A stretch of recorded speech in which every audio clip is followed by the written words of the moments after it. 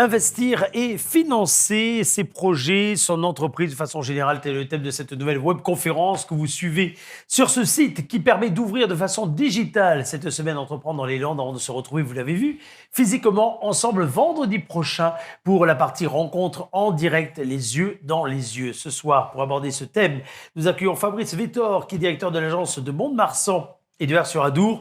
Bonjour à vous.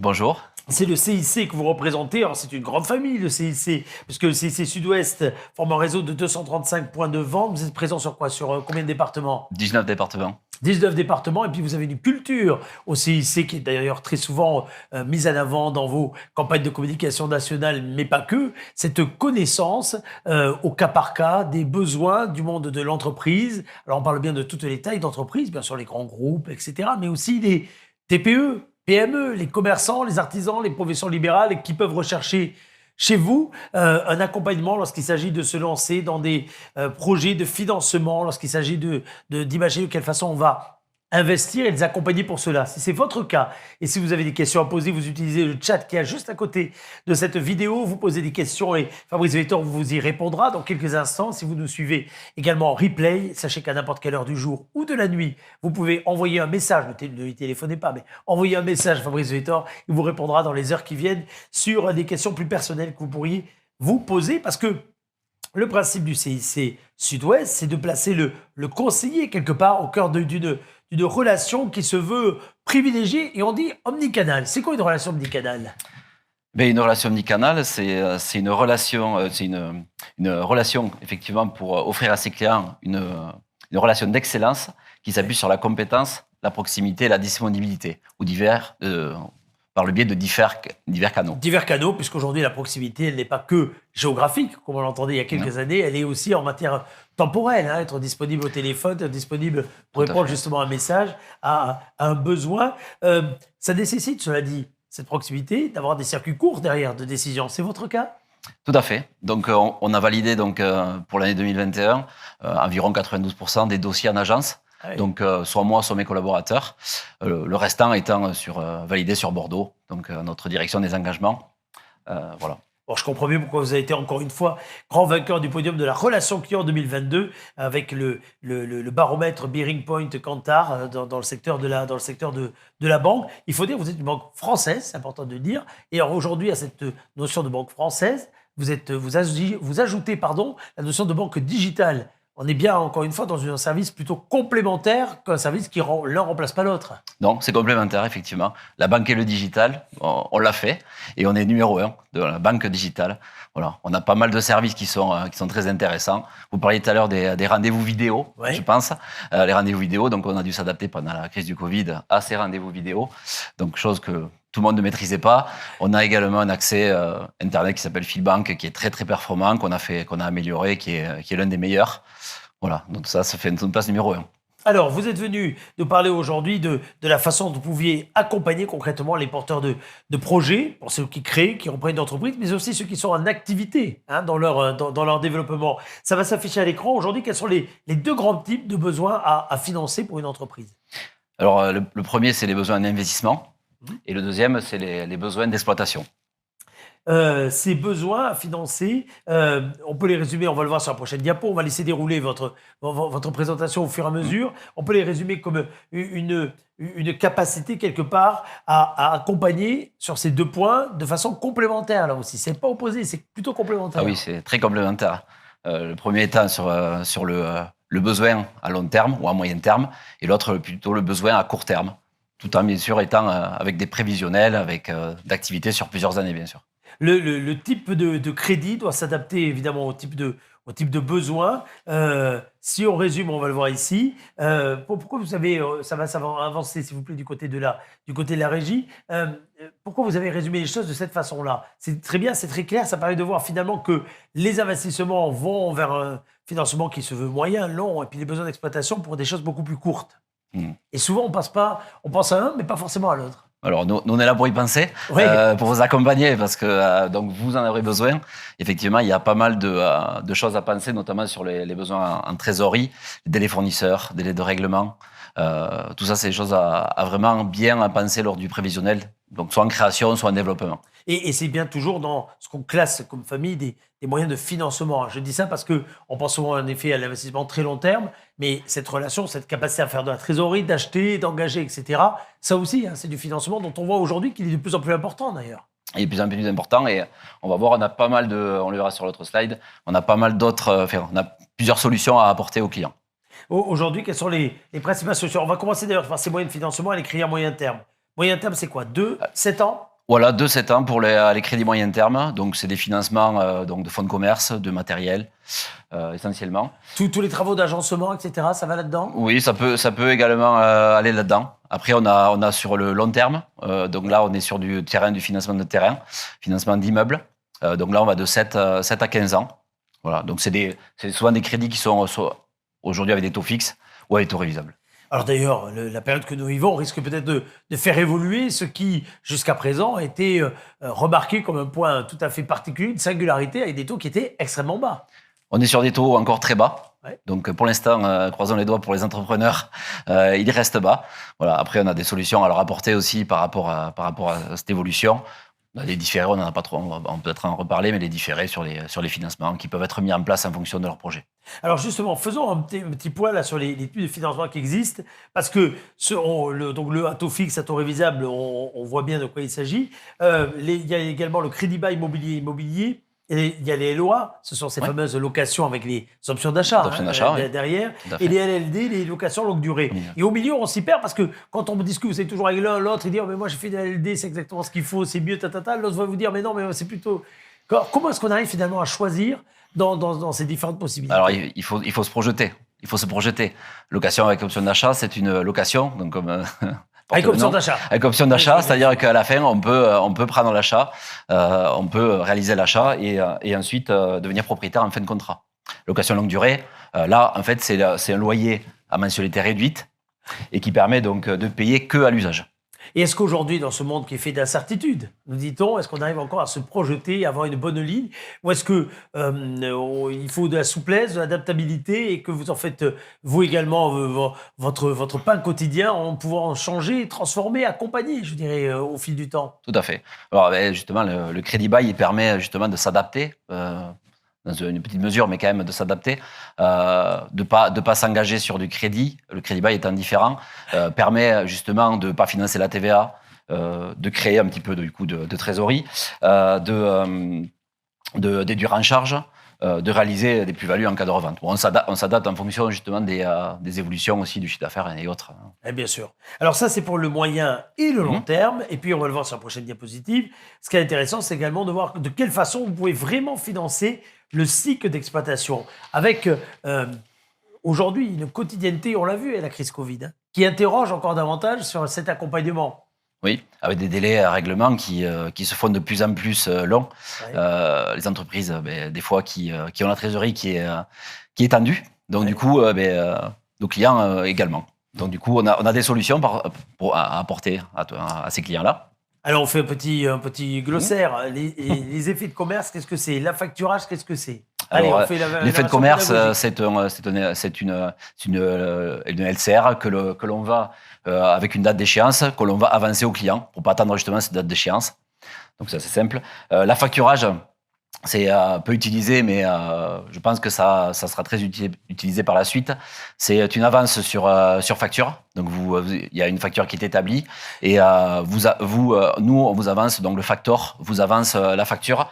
Ce qui permet donc aussi au factor de faire des relances clients, effectuer le recouvrement, chose que donc aujourd'hui les dirigeants ils ont vraiment besoin qu'on leur libère du temps. Donc ça c'est une solution je pense qui sera à privilégier également pour l'avenir. Là, on est bien dans la partie mobilisation de créances, hein, donc quelque part dans une relation très, très B2B. Il y a aussi évidemment les crédits bancaires et notamment en matière de trésorerie, parce qu'on dit souvent que le nerf de la guerre, c'est de conserver sa marge même en trésorerie. Vous confirmez? Oui, tout à fait. Donc la mise en place de facilités de caisse, de court terme trésorerie ou de campagne, en fonction des saisonnalités. Souvent, c'est des crédits qui sont accordés pour un an, en fonction d'un besoin précis. Voilà. Alors, vous êtes porté par des campagnes nationales qui mettent souvent en avant d'ailleurs cette capacité à écouter vos clients. Mais quels sont aujourd'hui les trois principaux critères d'appréciation qui vont faire que vous allez suivre un projet ou au-delà, vous allez suivre une femme, un homme dans son aventure entrepreneuriale. C'est quoi les principaux critères chez vous? Alors, les principaux critères, l'adéquation homme-projet. Donc, il est évident qu'on va regarder la compétence de chacun des porteurs de projet, l'expérience, la cohérence aussi par rapport au marché, en fonction du lieu, justement, d'exploitation. Et parce qu'une bonne idée à Mont-de-Marsan, elle n'est pas une bonne idée quand on est à Angoulême, ou l'inverse. Tout à fait. Parce que la concurrence, parce que la zone géographique, parce que l'emplacement, parce que sais-je. Les Landes étant un département très touristique. On va prendre l'exemple de Cabreton et de Mont-de-Marsan, où effectivement, ce n'est pas du tout les mêmes projets. C'est clair. Donc ça, c'est l'adaptation en projet. Puis il y a la viabilité économique. Oui, viabilité économique sur tout ce qui est emplacement, donc la qualité d'emplacement. Donc c'est toujours à réfléchir. Nous, on regarde effectivement. Les emplacements vides ne sont pas forcément les meilleurs. Ça, c'est une grosse recherche et un gros point essentiel à voir quand les personnes s'installent. Voilà, donc ensuite, on a tout ce qui est concurrence. Ouais. Voilà, donc ça aussi... ça se regarde beaucoup. Ça se regarde beaucoup. Une étude de marché est indispensable, je pense. Le carnet de commande, ça peut être pour un artisan un carnet de commande déjà préétabli et la qualité de l'approche marketing. Ce qui est intéressant également, c'est de vous challenger, ou que vous challengez d'ailleurs ceux qui viennent porter des projets ou des demandes sur la cohérence du montage financier. Et là, il y a plusieurs notions auxquelles on ne pense pas forcément, parce qu'on se lance, on pense souvent au chiffre d'affaires qu'on peut réaliser, aux produits que l'on peut peut-être acheter avec un emprunt ou autre. Et derrière, vous êtes là aussi pour challenger le porteur de projet, pour essayer de voir si le modèle est viable, durable et économiquement intéressant. Oui, on va étudier les ratios de solvabilité, de rentabilité en comparaison de différents autres organismes du même type. Donc, bon, effectivement, nous, on a beaucoup de clients, donc ça nous est assez facile. Ça permet d'avoir une grosse comparaison. Ouais. Ça permet d'avoir une belle comparaison et une expérience, donc voilà, en fonction des typologies, une expérience également assez pointue.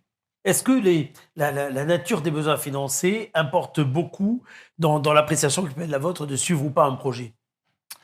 Oui, notamment par rapport à la durée. Par rapport à la cohérence, nature du besoin et compétences. Voilà. Vous avez besoin pour ça donc d'avoir une étude très fine, évidemment, réalisée avec vos clients, vos futurs clients. Ouais. Ça peut prendre combien de temps pour instruire un dossier? Alors pour instruire un dossier, ça va relativement vite, sachant qu'en amont, il y a beaucoup de travail qui sont réalisés par le biais d'un prévisionnel. Je conseille effectivement de vraiment faire un prévisionnel avec un expert comptable qui aurait des compétences dans le niveau, dans l'activité qui va être présentée. Un plan de financement détaillé avec le montant de l'apport, un CV, l'expérience personnelle et aussi effectivement la situation personnelle. Des fois, on regarde aussi la situation personnelle. Fabrice, sans langue de bois, est-ce qu'aujourd'hui, après la période qu'on vient de traverser, celle qui peut-être s'ouvre maintenant, qui peut être durable, d'incertitude et autres, est-ce que vous avez l'impression que l'accompagnement de l'entrepreneuriat, en général, va être plus compliqué à obtenir de la part d'un établissement comme le vôtre, sans langue de bois? Non. Ça, non. On suit donc nous on a une politique, c'est un client, un conseiller, donc spécialisé. Donc déjà on a la connaissance de nos clients. Effectivement nos clients, on les suit. Ouais. On saura aussi dire stop. Ça c'est clair. Mais la plupart du temps on suit nos clients et voilà. Et les conseillers sont en face. Donc et ça fait partie évidemment des fondamentaux que vous mettez en avant. Vous avez aussi une grosse capacité, on le sait, de sorte de mise en réseau entre les uns avec les autres. Ça veut dire que vous croyez vraiment aux dynamiques territoriales qui peuvent s'animer en même temps, qui peuvent déclencher en même temps? Alors, dynamique territoriale, oui. On a tout ce qui est... donc, on n'est pas qu'une banque au niveau Mont-de-Marsan. On a aussi tout le réseau entreprise, tout le réseau marché, banque privée. Voilà, donc on a différents réseaux que l'on peut aussi capter avec des synergies entre marchés qui sont très actives au CIC.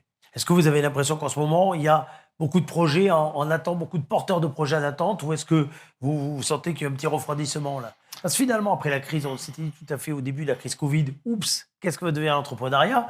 Force est de constater qu'il y a quand même de la dynamique. Oui, tout à fait.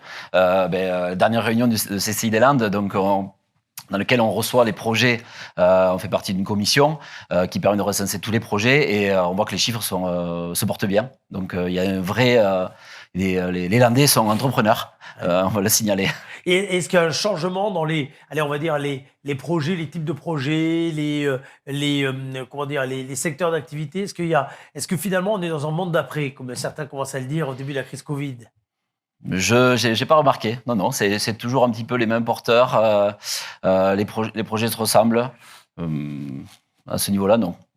Vous allez pouvoir, si vous le souhaitez, poser des questions à Fabrice Vettor pendant également la partie présentielle du salon vendredi. Vous allez pouvoir continuer à le faire au terme de cette petite vidéo. N'hésitez pas, si vous avez une question à poser, vous envoyez votre contact avec le petit système qu'il y a juste à côté de cette fenêtre vidéo et on pourra vous y répondre dans les jours qui viennent pour vérifier d'ailleurs sur pièce de quelle façon le CIC est capable de faire de l'accompagnement client, d'être à votre écoute, de soutenir l'investissement, le financement de son entreprise. Ma dernière question, on est dans une soirée où on s'adresse plutôt à des entrepreneurs déjà établis. C'est d'ailleurs une des originalités de cette semaine telle qu'on l'a mis en place cette année, et pas que des porteurs de projets. C'est quoi le plus compliqué? C'est obtenir un soutien financier à la création de sa boîte, ou comme certains le disent, lorsqu'il s'agit quelque part d'avoir une deuxième levée, d'avoir une deuxième ou troisième levée, d'avoir cette phase qui permet de passer un cap, vous savez, entre un moment ou un autre. C'est quoi finalement le plus compliqué?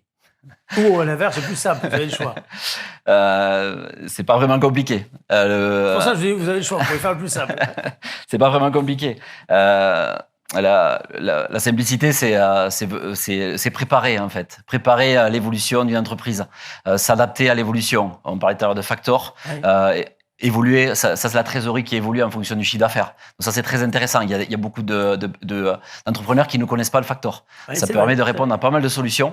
Et voilà, donc ça c'est des nouveautés qui sont anciennes, mais des nouveautés. En fait, qui sont anciennes et dont avant on disait, pardon, je le dis comme ça, qu'elles étaient hors de prix. En réalité aujourd'hui, par rapport au prix-service, au ratio service rendu et finalement disponibilité, voilà. On se dit aujourd'hui qu'on les regarde différemment. On les regarde complètement différemment et on les regarde plutôt à l'utilité. C'est ça. Le prix étant... moi, je trouve pas cher, étant donné qu'il y a beaucoup de services, notamment le recouvrement. En réalité, il y a un service, c'est pas. Il y a un service de recouvrement, de relance client et de risque, de contre-garantie de risque pour le client. Voilà, très, très intéressant. Sur les porteurs de projets, effectivement, il faut qu'il y ait un prévisionnel, qu'il y ait une envie. Donc ça, souvent, ils ont une envie, mais qu'on ait tous les fondamentaux de la création. Absolument. Et dans ces fondamentaux, n'hésitez pas également à mettre en avant l'expérience qui était avant dans le domaine, les parties études de marché. N'hésitez pas à vous vendre, à pitcher, comme on dit maintenant. Ça, on ne disait pas avant, à pitcher, à défendre, je dirais, à défendre la chose. Et ainsi à recevoir également de la part du banquier une contre-expertise. C'est ça aussi qui est intéressant. Des fois, ça fait mal au cœur. Parfois. Oui, on donne notre point de vue. C'est ça, tout à fait. Et ça peut permettre des remises en cause qui, sur le long terme, sont tout à fait appréciables. Merci beaucoup d'avoir été notre invité. Comment investir et financer son entreprise, c'était donc le thème de cette webconférence que vous retrouvez sur le site. Vous pouvez également aller sur la page du salon virtuel du CIC, ou bien rendez-vous vendredi pour la partie physique de ce salon Entreprendre dans les Landes. Bonne soirée.